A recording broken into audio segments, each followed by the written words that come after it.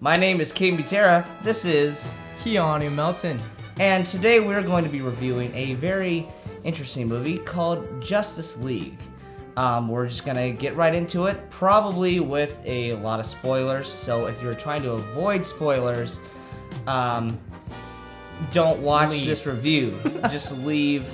If you're trying to save yourself to enjoy the movie spoiler-free, you're not going to enjoy the movie anyway, as you'll hear pretty soon from our review. Yeah. But regardless, if you don't want it to be spoiled, best leave now. So, let's start off here. Yeah, so, from here on out. Keanu, what on a scale of 1 to 10, how many That's a good question. stars do you give this movie?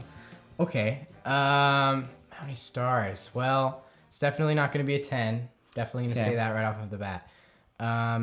Thinking about it now, I would probably give this movie a 6. 6 out of 10. Okay. Yes, only because I thought it was slightly above average, so it could have been better than it was. Okay. You know. All right. So I'm gonna agree with you as well. I would say 6. I think between 6, high 5 is about what I would give it. Mm-hmm. Now, I think we're both pretty much on the same page of this movie. I think in a lot of ways, this is a step in the right direction for the DCCU. That's what it's called. Yeah. However, it is not a good. It's not a good. It didn't turn out very well as far as how it could have. No. In my opinion, It could have been way better than it was. And the main reason why I say that is because you look at DC movies in the past and you look at DC movies now. You look at Marvel movies in the past and you look at Marvel's movies now. And what you see is a clear improvement on Marvel's part and a clear deterioration on DC's part. Yeah. In my opinion. that's because pretty true. In my opinion, you've got, Suicide Squad, you've got Batman versus Superman, you got Man of Steel, you've got all of these movies that have come out in recent times, and then you've got the Dark Knight trilogy that is glorified now, Right, that the is Dark true. Knight being Not the probably same one of the cinematic best. universe, but Yeah, that is true. exactly. So I think with them trying to reestablish the cinematic universe, I think that was already a really difficult challenge going in, especially when you're like competing with something so high up. You know what I mean? Yeah. I mean, as a general rule, Marvel has got it down on how to write a good superhero movie, and that doesn't necessarily mean Marvel knows how to write good, funny movies, because funniness is not the only thing that makes the Marvel movies good. People say, well, Marvel's way better because they have jokes in it. That's not the only thing that actually makes Marvel a good movie. And especially like Captain America Civil War, there aren't even that many jokes in it. Exactly. In the first place, there's probably more jokes in Justice League than there is in Civil War. Yeah, I would say so. But Marvel, they know how to, as a general rule, write compelling characters and a tone that stays the same throughout. And Justice League is a mixture of like 5 different tones. It's a mixture of lazy like plotness. It just none of it works in my opinion. Absolutely. So absolutely. Let's hear your first off your top highlight of Justice League. That's a good way.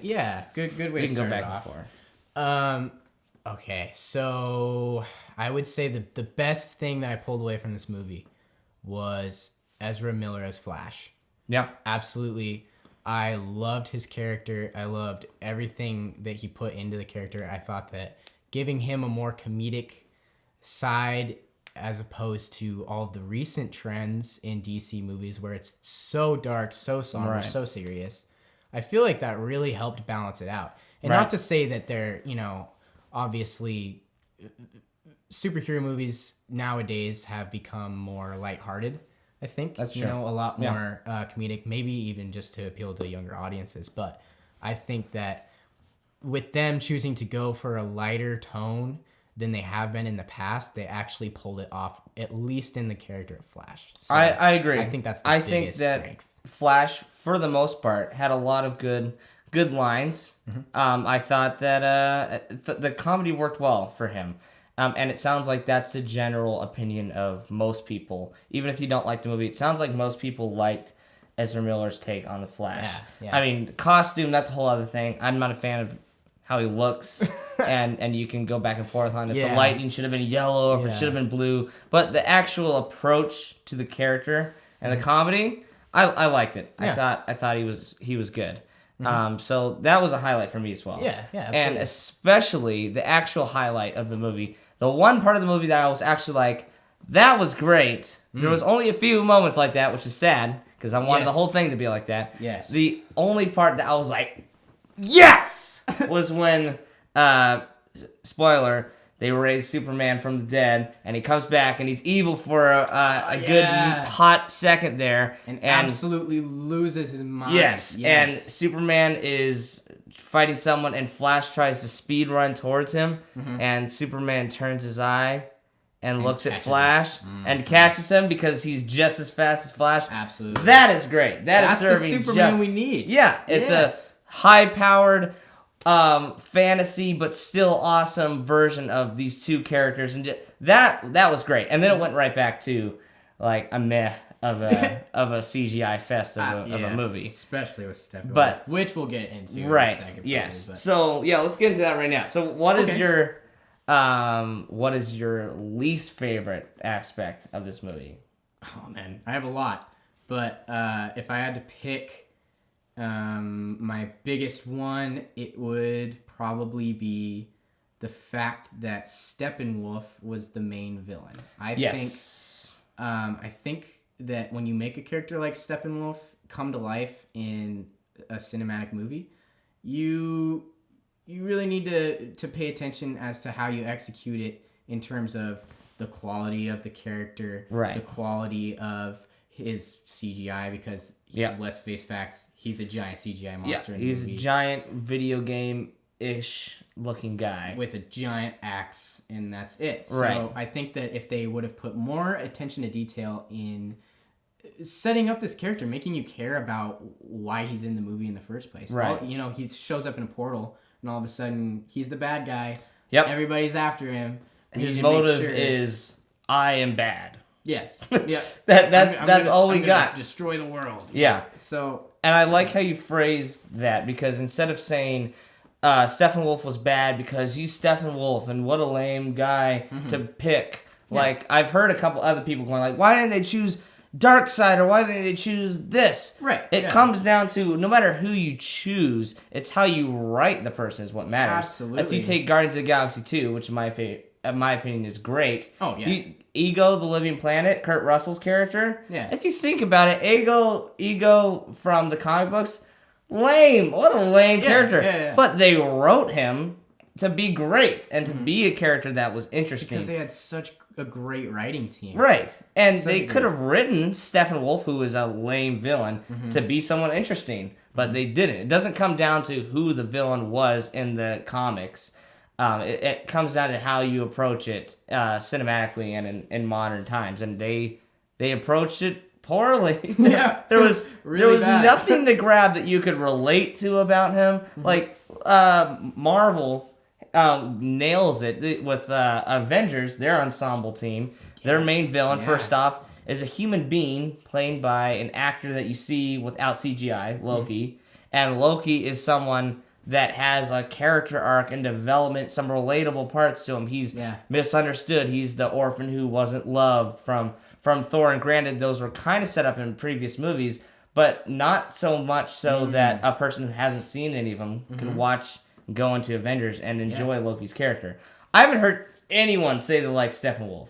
No one. Nobody I've talked to. No. And I think that you brought up a really good point with that, and it is that this movie, I think, tries to do so much in it's such a small runtime. Right. I think if each character, especially the main villain, had their just a little bit more time to set up what they were trying to set up in this movie, to give it that impact that it was trying to get, that it thought that it deserved. Right. I felt like if they would have chosen to make the movie just an hour longer, it could have really benefited. That is true. At the same time, you can still accomplish 2 times as much in half that time, if you really think about it. I mean, this movie spent a whole, I don't know, 20 minutes when Steppenwolf comes out of the portal for the first time and he fights the Amazonian people on horses for 20 minutes. My least favorite part of the movie. It was a whole bunch of stock characters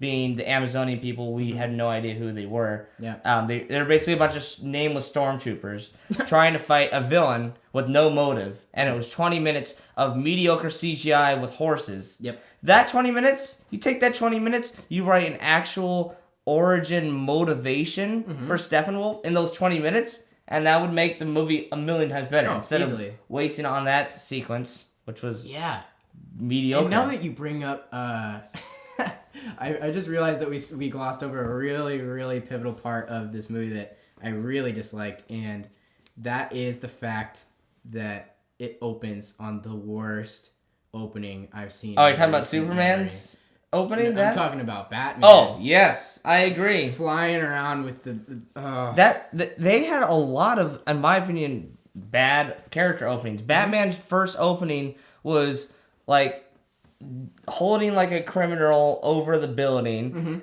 and then letting him go, which, by the way, he doesn't ever go back and arrest. He just lets him go, if you think about it. Yeah. Someone pointed that out to me. I was like, wait a second, that's not right. Yeah. But yeah, then a parademon is flying and he was like, I'm gonna jump off this building, I'm gonna tackle it, like, and then I'm gonna land on the building safely. It's some crazy camera work that is so unnecessary and unfitting that in my opinion. Yeah. I just thought they could have really executed. Okay, I read a thing, and I don't know where it's from, I can't remember the source, but somebody said that this scene was originally written to be funny. I read that too, yes. And somebody involved decided, Warner Brothers was like, make this serious.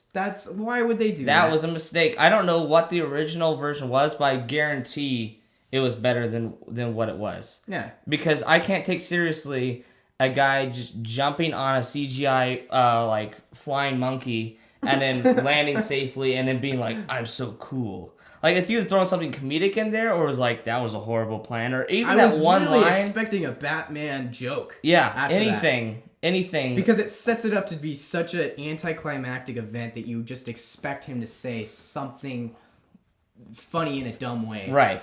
Anything. Like, what kind of inspired us to do this podcast was my friend Mason Beals. He has a YouTube channel of his own called Pineapple Flavor Productions. Great stuff on there. In his podcast talking about it, he was saying, he brought up nicely, this movie, Justice League, has no great badass Batman moments. Like, at least in Batman vs. Superman, which is a kind of a screwy movie, there's that amazing Batman fight sequence towards the end in the the warehouse or something like that. We're like, Batman, as Mason put it. In this movie, none. He could have started with the parademon thing, but that was bad. Then the rest of the movie, he was shooting CGI things in a Batmobile. Walker thing. Yeah, and that's not Batman. No. I don't use guns, but the guns on my car don't count. And then Cyborg ends up taking over that entire thing anyway. Right. Which really just serves no real point to the plot, I thought. If you look at other team ensemble movies, like Avengers or Guardians of the Galaxy, every team member at some point has their own, like, awesome moment for them. Yeah. If you know what I'm saying. Yeah. And Justice League, it was all kind of just joined together in this, like, it is a mess. Yeah. It's just a chaotic mess. It was, And you don't notice that it's a mess until you get about, I want to say, like, an hour into the runtime. So, you're halfway through the movie and you realize this is not going to lighten up at all in terms of setting up. Like, I loved the Wonder Woman movie. I thought it was fantastic. I thought it was good. And what I would have loved to see in this movie was just a little bit more exploration. Let's get Aquaman in there. Right. Let's really delve into what makes him an awesome character in this franchise. Yeah. Let's delve into Flash a little bit more. Like, Flash gets such a short setup for this movie. Yeah. Actually, every character gets a really short setup. They do. I mean, and part of that is just the 2-hour runtime that they had to stick with. But like what we said earlier with the writing, I think if they would have followed some sort of different writing path, Right. When they were creating this movie. Cut the 20 minutes out here and put... Exactly. Right. Exactly. Yeah. I felt as if they actually did maybe make a lot more of this movie, and somehow it got cut out. Yeah. You know, I mean, like we a lot know of it it's on the did. cutting floor. Yeah, if you look at the production process at the beginning, I think most people are familiar with it at this point, is that, Zack Snyder went into this movie having it already written when Batman vs. Superman reviews were first coming out. He'd already written the script for Justice League when Batman vs. Superman was getting shit on. And he was like, I have this script that I'm filming right now, and now I'm supposed to adjust it at the same time while filming. Because Batman vs. Superman came out, and the world was like, too dark, too long, change this. And Zack Snyder had already moved on to chapter 3 or 2 or whatever, and he's like, okay, I'll try. And so he tried to pull in and out the things of his script while filming. And then, 2/3 of the way through the movie, his daughter unfortunately commits suicide. Right. And then leaves the project, and then brings Joss Whedon in for reshoots. He brings his own writing and his own styles, and then Warner Brothers the whole time, now don't do this, Joss, now don't do that. Yeah. And then you have too many cooks in the kitchen is what it is. And that is easily an excuse to pinpoint this movie on, but that the problems that this movie had. Yeah. But, I mean, Rogue One had the same problem, but I thought Rogue One turned out great. Yeah. Okay. Yeah. When you're saying rewriting the script like that, or maybe not even rewriting the script, just sort of revising it in a way that would cater to the opinions that you're hearing as you're about to put this out. I think that most of the time you can pull it off, and we've seen that with Rogue One. The fact that they were able to do what they did in the short amount of time that they were, revising that. Right, and with the reshoots. Exactly. Yeah. I thought that was fantastic. Yeah. And it's not like movies haven't done that before, but when it comes to Justice League's case, it was almost like they threw a major thing out the window when they did that. Yeah. And what we got was, let's try and make a movie that copies some styles of Marvel movies nowadays. Let's make it a little bit more lighthearted. Let's bring the kids in more on this one. Yeah. And let's try and just sort of make the movie that everybody's been waiting for. Yeah. But in that, they sort of made a movie that was half of that, and half of something else. This movie really should have been Justice League Part 1, Justice League Part 2. And they were planning on doing that. They should have totally they done were that. planning on doing it. And then they cut that, and they're like, okay, let's just put Part 1 and Part 2 in the same movie, and then accomplish neither of those. That's basically how it looked like it happened. And yeah, I mean, it is a step in the right direction, though. I mean, I think superhero movies, as a general rule, are fun movies. Or at least most of the time, if you're going to get my mom to go see a movie that's a superhero movie, it's going to have some laughs in it and some lightheartedness. And something to drive and it's not just for the younger people. It's for not just the nerds like me. For as a general appeal to get everyone there, you're going to want it to be a fun movie. Yeah. And Justice League definitely tried and succeeded in a few instances with the Flash and with this and that, but still, it's always the substance of the plot is what matters most. Yes, and that's where they failed. Yes, and they failed on that, and they failed on the villain, and then you don't end up caring what happens. Yeah. Which is unfortunate. Oh, that's the other thing I want to talk about is the last 30 minutes of this movie. I really want to understand what purpose that family serves in the movie. Yeah. Why did they just choose to do one small family? That was interesting. And not sort of the major. I mean, I understand that family just lived right next to what Steppenwolf was doing. Right. So I mean, just to recap in the final action sequence where the shit is going down, they're trying to convey that danger is occurring to random people who are just caught in the middle. Right. But instead of showing many different random people, they exclusively show this one family as if they're the only ones, which isn't that bad. If one family dies from the whole world, who cares? It's like Signs. Right, yeah. It was a weird way of conveying I don't know if they were supposed to be side characters that we were supposed to like attach to, Yeah. but it was just a weird. It might be another example of add a few more of the deleted scenes and it might make more sense. Makes sense, right? But the end result is the end result. We'll just never know. Okay. So if it's trying to establish, connection to, what about the people? What about the civilians? What about the people that Superman cares about? Right. But instead, we get these really poorly written. Actually, I can't even call them poorly written because I don't remember a single line of dialogue any of the characters speak until like the end when the little girl says something to the Flash. I can't remember what she says. I don't either. But that's just proves my point of how not memorable. Yeah. So couldn't tell you what the family was doing in the movie. Couldn't tell you what their life was like before then. How did they get to this position where they're there? They're on this random hill. You've got this entire. Right. If you're gonna go out of your way to look at them, then make us care about it. Exactly. We don't need a backstory or context of random people. But if you tell us these random people are important, then we're gonna want a backstory. Yeah. And then you messed up. Yeah. Messed up. Warner Brothers. Yeah. So 100%. Just a lot of little instances like that compiles together to make a movie that makes you go like, that's like I think my first words when we saw it together, and you're like, "What did you think?" I was like, that was your first,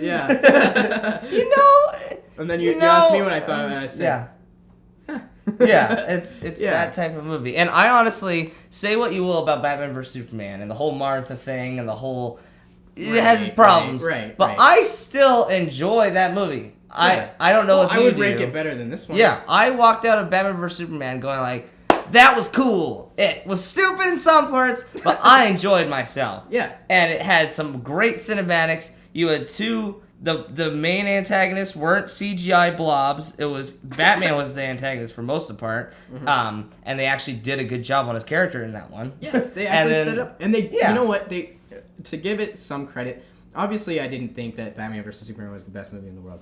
I honestly would rank it higher than this one, come to think of it, because just overall, the flows of the movie. Yeah. The Batman vs Superman, say what you want about it, but it flowed. It does. I think it does. It felt like a really cohesive whole. It felt like a chapter in this universe that can be expanded on, even with its flaws.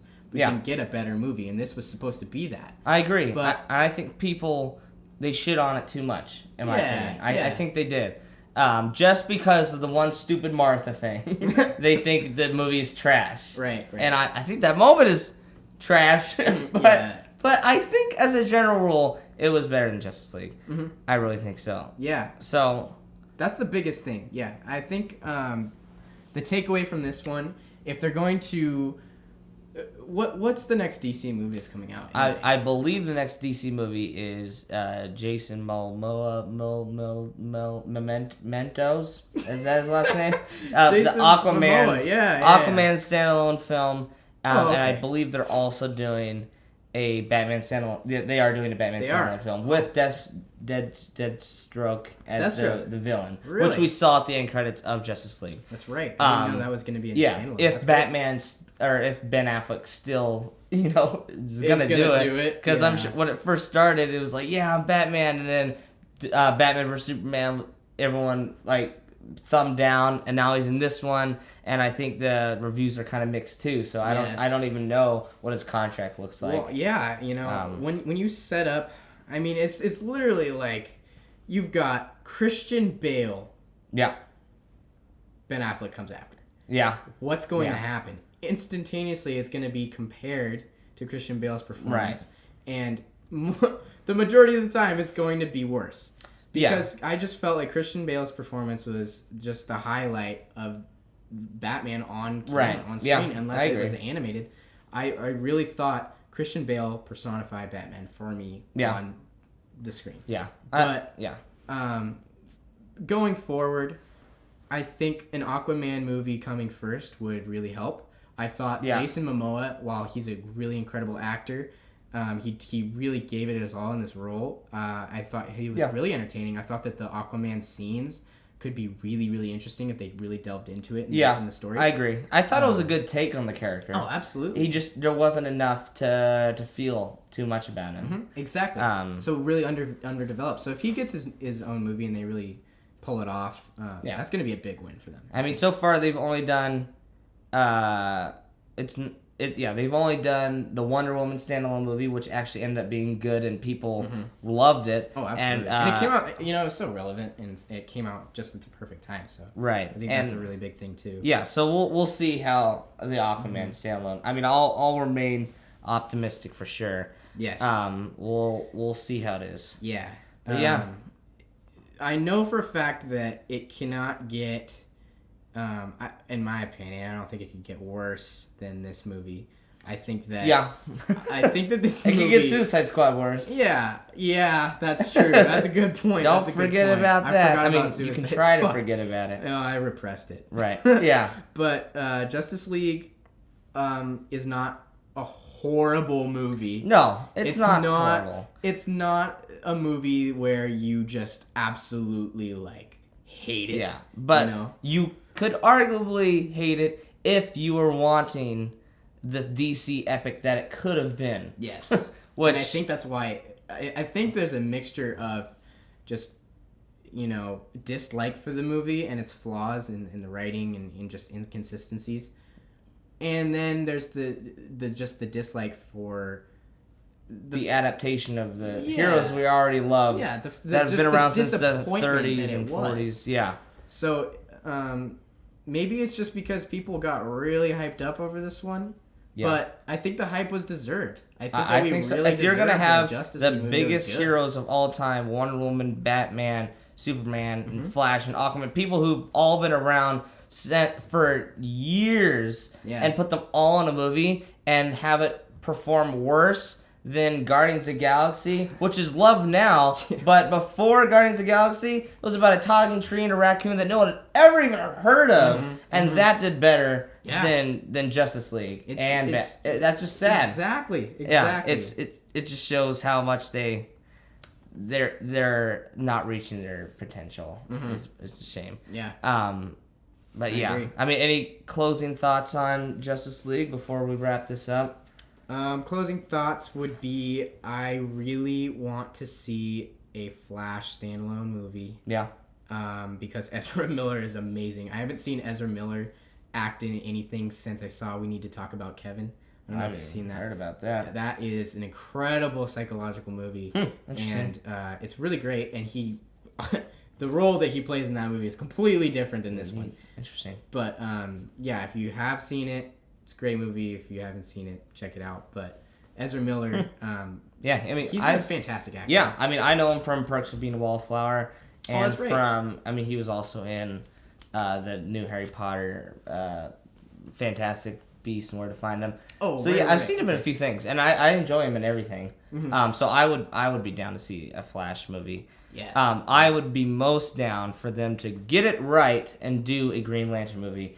Everyone has a horrible taste in their mouth from the old Green Lantern movie. Yeah. But Green Lantern is my favorite for so many reasons. That's a whole discussion on its own. Yeah. Yep. But they need to nail Green Lantern and get him in Justice League. The fact that they had to go with freaking Cyborg instead of Green Lantern, one of the biggest. No. That just shows how much they screwed up Green Lantern before. Yeah, Cyborg. But Flash movie. Green Lantern movie, get Zack Snyder out of there maybe, and then the world will be happy. Sadly, yeah, or at least. I loved Watchmen. Watchmen still to this day is one of my favorite superhero movies. I mean, he's a great director. Depending on for visuals and for maybe some symbolism, but as far as a cohesive story and flawless script writing, if he even writes his own scripts, I don't even know how that works. I'm not sure either. But that's where he lacks. But man, he can tell a visual story. Great, Batman vs Superman. You watch that movie with no sound, flawless movie. Yeah. But anyway, so yeah, those were our opinions of Justice League. I don't know if we're gonna do another one of these in the near future. If you guys like it, then perhaps we will. If you dislike it, then it'll just be like all my other videos. Yeah.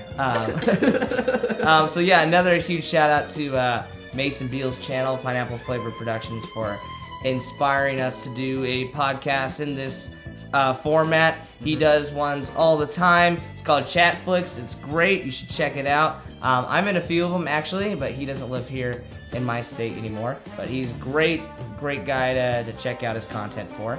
But that's about it. So subscribe, and that's it. Yeah.